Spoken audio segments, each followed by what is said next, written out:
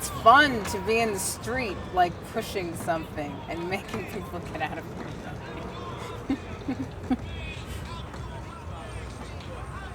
I think pushing things in carts, it's just city living.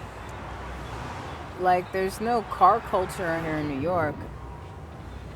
And I think it's already inherently understood she's working / she's an artist. What are y'all doing? Oh, you doing an art documentary? Good luck to you. All right.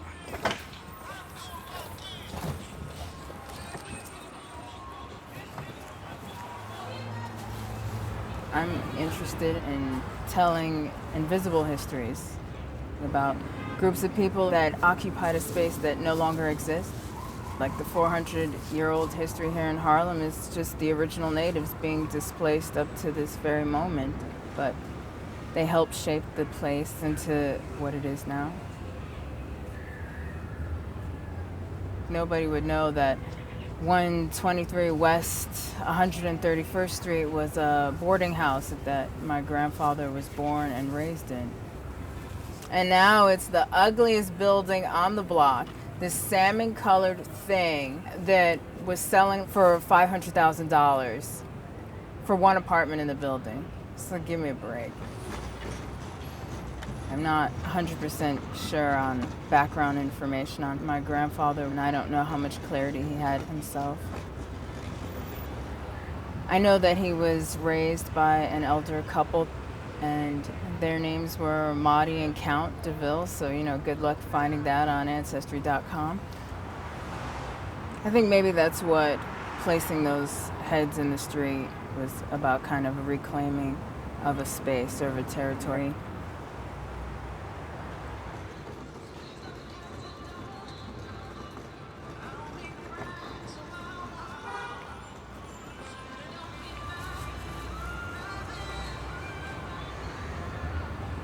My grandmother lived across the street, and so that's how she met my grandfather and made my daddy.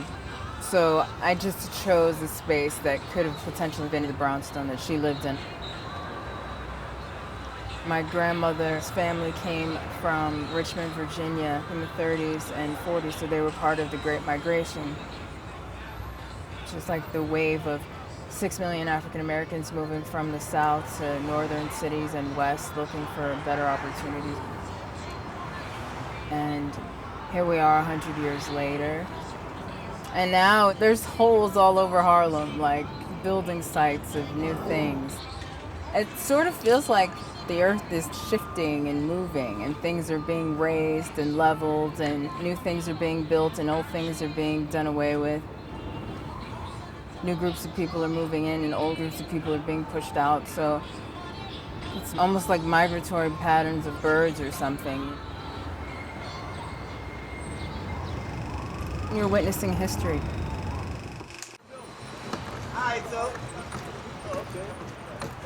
Coming away.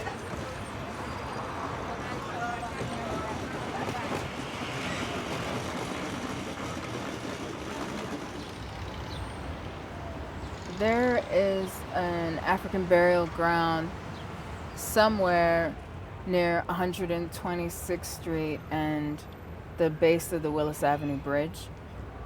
There seems to be some strange staging ground for emergency vehicles and police presence continuously.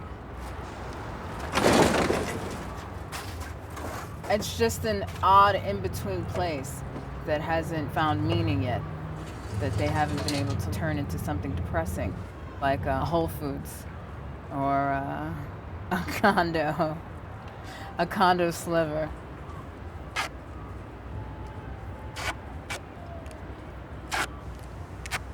I've been thinking about that site for a long time, so this is my first pass at it. It's just an exercise of acknowledgement.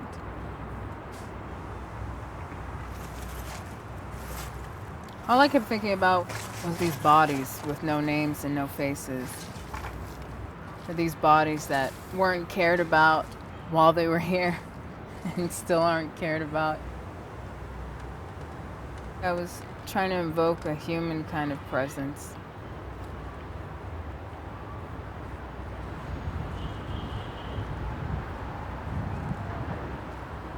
I think of trash as a record of existence, that these things were used by people. They're the archaeological evidence of the present moment.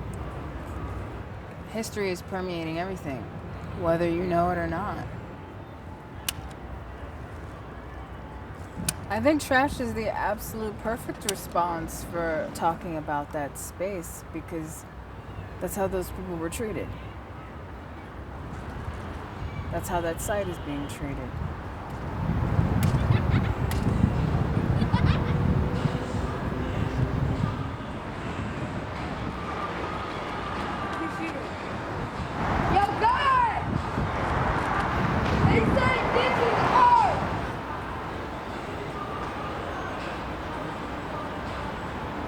I think it's important to acknowledge the people that went behind you, even if they lived the most mundane life. Decisions they made are the reason why you exist. Because my grandmother thought my granddad was cute, she got knocked up with my dad, you know? Like, she didn't think the dude across the street was cute with his straight hair, you know? I wouldn't be here. I don't think things are just random. They're not.